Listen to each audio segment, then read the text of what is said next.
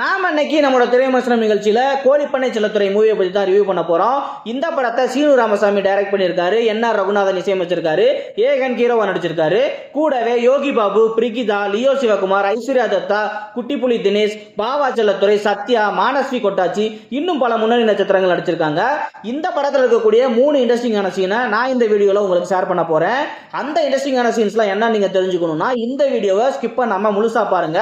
அதுக்கு முன்னாடி இது போன்ற மூவி ரிவ்யூஸ்லாம் நீங்க பார்க்கணும்னு ஆசைப்பட்டீங்கன்னா நம்ம சேனலை மறக்காம சப்ஸ்கிரைப் பண்ணிக்கோங்க, லைக் பண்ணுங்க, கமெண்ட் பண்ணுங்க, உங்க ஃப்ரெண்ட்ஸுக்கு ஷேர் பண்ணுங்க, கூடவே பெல் ஐகானை பிரஸ் பண்ணுங்க. அப்பதான் அடுத்தடுத்து போற வீடியோஸ் உங்களுக்கு நோட்டிபிகேஷனா வரும். சரி வாங்க வீடியோக்குள்ள போலாம்.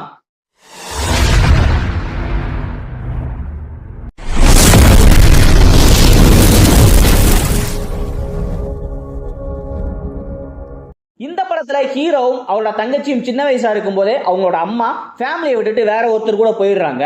இந்த காண்டில் இவங்களோட அப்பாவும் தன்னோட 2 குழந்தைங்களையும் இழுத்துட்டு போய் அவரோட அப்பத்தா வீட்டில் விட்டுட்டு அவரும் போயிடுறாரு. ஆனா கொஞ்ச நாள்லயே இவங்களோட அப்பத்தாவும் இறந்து போயிடுறாங்க. யாருமே ஆதரவா இல்லாத நிலையில ஹீரோ தன்னோட தங்கச்சியை காப்பாற்ற ரொம்பவே கஷ்டப்படுறான். ஹீரோவோட அந்த நிலைமையை புரிஞ்சுக்கிட்ட அவரோட பெரியப்பா இருக்கக்கூடிய யோகி பாபு தன்னோட கோழிப்பண்ணையில ஹீரோக்கு ஒரு வேலையை போட்டு தர்றாரு. ஆனா யோகி பாபுவோட கோழிப்பண்ணையும் ஒரு பெரிய மலையில வெள்ளத்துல அடிச்சுட்டு போயிருது. இதனால அவங்க பொழப்புக்காக ஒரு சின்ன கறிக்கடையை வச்சு நடத்திட்டு வர்றாங்க. ஹீரோ இந்த கறிக்கடையில வேலை பார்க்குற டைம் போக மீதமுள்ள டைம்ல வேற ஏதாவது வேலை செஞ்சு பணம் சம்பாதிக்கிறான். இதை பார்த்த யோகி பாபு, எதுக்குடா உனக்கு இவ்வளவு பணம் சம்பாரிச்சு என்ன செய்ய போற அப்படின்னு கேட்கிறாரு. அதுக்கு ஹீரோ யோகி பாபு கிட்ட தங்கச்சியை நல்லா படிக்க வச்சு ஒரு நல்ல இடத்துல கல்யாணம் பண்ணி கொடுக்கணும், மறுபடியும் ஒரு கோழிப்பண்ணை ஸ்டார்ட் பண்ணி அதில் உன்னை ஓனரா உட்கார வைக்கணும், முடிஞ்சா நமக்குன்னு சொந்தமா ஒரு வீடு கட்டணும் அப்படின்னு சொல்றாரு. இந்த படத்தில் இருக்கக்கூடிய முதலாவது இன்ட்ரெஸ்டிங் சீன் என்னன்னு கேட்டீங்கன்னா, ஹீரோவோட தங்கச்சியை பார்க்க அவளோட லவ்வர் ஹீரோவோட வீட்டுக்கு வர்றான். திடீர்னு வேலையை முடிச்சுட்டு ஹீரோவும் வீட்டுக்கு வந்துடுறாரு. அப்போ அங்க நடக்கிற சம்பவங்களை எல்லாம் ஹீரோ பார்த்துடுறாரு. அதுக்கப்புறம் அங்க என்னெல்லாம் ட்விஸ்ட் நடந்துச்சு அப்படிங்கிறது படம் பார்க்குற ஆடியன்ஸ் கிட்ட பெரிய தாக்கத்தை ஏற்படுத்துச்சு அப்படின்னே சொல்லலாம். இந்த சம்பவத்துக்கு அப்புறம் ஹீரோவோட தங்கச்சி அவர்கிட்ட சரியா பேசுறது இல்ல. ஹீரோ தன்னோட தங்கச்சிக்கு வேற இடத்துல மாப்பிள்ள பார்த்து மறுபடியும் தப்பு பண்றான். நடக்கிற சம்பவங்களை எல்லாம் பார்த்த ஹீரோயின் ஹீரோ கிட்ட தன்னோட தங்கச்சி லைஃப் நல்லா இருக்கணும்னா என்ன செய்யணுமோ அதை செய்யுங்க அப்படின்னு சொல்லிட்டு புத்திமதி சொல்றாங்க. அதுக்கப்புறமா தன்னோட தப்பை உணர்ந்த ஹீரோ தன்னோட தங்கச்சியோட லவ்வர் வீட்டுக்கு போய் அவங்க கிட்ட சம்மந்தமும் பேசிட்டு வர்றான். வீட்டுக்கு வந்ததும் தன் தங்கச்சி கிட்ட, நான் அந்த பையன் வீட்டுக்கு போயிருந்தேன், அவங்க நல்ல குடும்பமா இருக்காங்க, சம்மந்தமும் பேசிட்டு வந்துட்டேன், இந்த அவனுடைய போனு, மாப்பிள்ளை கிட்ட இருந்து கால் வந்துச்சு, அவங்க கிட்ட பேசு அப்படின்னு சொல்றான். இதற்கிடையில கல்யாண வேலைகள் எல்லாம் தடபுடலாம் நடக்குது. கல்யாண பத்திரிகை அடிச்சு ஹீரோ தன்னோட சொந்த பந்தங்கள் எல்லாத்துக்கும் கொடுக்குறான்.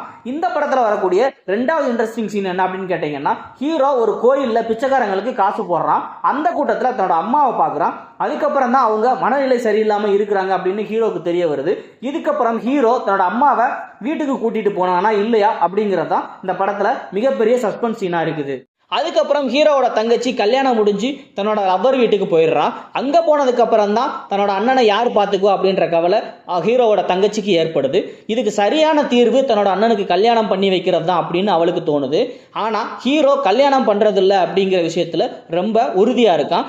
அதனால தான் அவனுக்கு ஹீரோயினை பிடிச்சிருந்தும் கூட அவகிட்ட அதை சொல்லாமல் மறைச்சிட்றான். தன்னோட பெரியப்பாவா இருக்கக்கூடிய யோகி பாபு ஹீரோவை கல்யாணம் பண்ண சொல்லி எவ்வளவோ ஃபோர்ஸ் பண்ணியும் ஹீரோ மாட்டேன்னு சொல்லிடுறான். இந்த சூழ்நிலையில் ஹீரோவோட தங்கச்சி ஹீரோயின் வீட்டுக்கு போயிட்டு, எனக்கு அப்புறமா எங்கள் அண்ணனை பார்த்துக்கிறதுக்கு சரியான ஆள் நீ தான், அதனால நீயே அவரை கல்யாணம் பண்ணிக்கோ அப்படின்னு சொல்கிறான். இந்த டைமில் ஒரு சின்ன பொண்ணு ஹீரோவோட வீட்டுக்கு வந்து, நானும் உங்கள் தங்கச்சி தான், அப்பாவுக்கு உடம்பு சரியில்லாமல் இருக்குது, நீங்கள் தான் அவரை காப்பாற்றணும் அப்படின்னு சொல்கிறா. ஹீரோவுக்கு நடக்கிறது எதுவுமே புரியல. அந்த சின்ன பொண்ணு சொன்ன இடத்துக்கு போய் பார்த்ததுக்கப்புறம் தான் தெரியுது தன்னை சின்ன வயசில் விட்டுட்டு போன அப்பா தான் அது அப்படின்னு சொல்லிட்டு. இந்த படத்தில் இருக்கக்கூடிய 3வது இன்ட்ரெஸ்டிங் சீன் என்னன்னு கேட்டிங்கன்னா, தன்னோட அப்பாவோட 2வது மனைவியாக இருக்கக்கூடியவங்க, அப்பாவுக்கு கிட்னி ஃபெயிலியர்ப்பா, என்னோட கிட்னியை கொடுக்கலான்னு பார்த்தா அது செட் ஆகலை, தங்கச்சியோட கிட்னியை கொடுக்கலான்னு பார்த்தா சின்ன பொண்ணோட கிட்னியை வைக்க முடியாது அப்படின்னு சொல்லிட்டு டாக்டர் சொல்லிட்டாரு, நீ தான் உன்னோட கிட்னியை கொடுத்து அப்பாவை காப்பாற்றணும்ப்பா அப்படின்னு சொல்றாங்க. கடைசியா ஹீரோ தன்னோட கிட்னியை தன்னோட அப்பாவுக்கு கொடுத்தாரா இல்லையா, ஹீரோவுக்கும் ஹீரோயினுக்கும் கல்யாணம் ஆச்சா அப்படிங்கிறதான் இந்த படத்தோட கிளைமேக்ஸ் காட்சியா இருக்குது. இந்த படம் எப்படி இருக்கு, பார்க்கலாமா வேணாமா அப்படின்னு நீங்க கேட்டீங்கன்னா, இது புதுசான கதையெல்லாம் இல்லை. இதே அண்ணன் தங்கச்சி கதையை மையமா வச்சு தமிழ் சினிமாவில் ஏகப்பட்ட படங்கள் வந்திருக்கு. அப்போ இந்த படம் பார்க்குற அளவுக்கு ஒர்த்து இல்லையா அப்படின்னு நீங்க கேட்டீங்கன்னா அதுதான் இல்லை. இது மாதிரி ஏகப்பட்ட கதைகள் படமா வந்திருந்தாலும் அந்த படங்கள்லாம் இல்லாத நிறைய விஷயங்களை இந்த படத்துல சொல்லியிருக்காரு டைரக்டர். இந்த மூவில எந்த அளவுக்கு சென்டிமெண்ட் காட்சிகள் இருக்கோ அந்த அளவுக்கு காமெடி சீன்களுக்கும் பஞ்சமே இல்லை. ஒரு எளிய மனிதன் ரொம்ப நல்லவனா இருந்தா அவனுக்கு என்னவெல்லாம் கஷ்டம் படம் வரும் அப்படிங்கறத சொல்ற படம் தான் இந்த கோழிப்பண்ணை செல்லத்துறை. நீங்க இது வரைக்கும் இந்த படத்தை பார்க்கல அப்படின்னா போய் படத்தை பார்த்துட்டு படம் எப்படி இருக்கு அப்படிங்கறத நம்ம வீடியோல மறக்காம கமெண்ட் பண்ணுங்க. என்ன நேயர்களே, நாம இது வரைக்கும் நம்மளோட திரைவிமர்சனம் நிகழ்ச்சியில கோழிப்பண்ணை செல்லத்துறை மூவியை பத்தி பார்த்தோம். இந்த வீடியோ உங்க எல்லாருக்கும் பிடிச்சிருக்கும் அப்படின்னு நம்புறேன். மீண்டும் அடுத்த ஒரு வீடியோல வேறொரு படத்தின் திரைவிமர்சனத்தோட உங்களை வந்து சந்திக்கிறேன். அதுவரை உங்களிடமிருந்து விடைபெறுவது நான் ராஜா.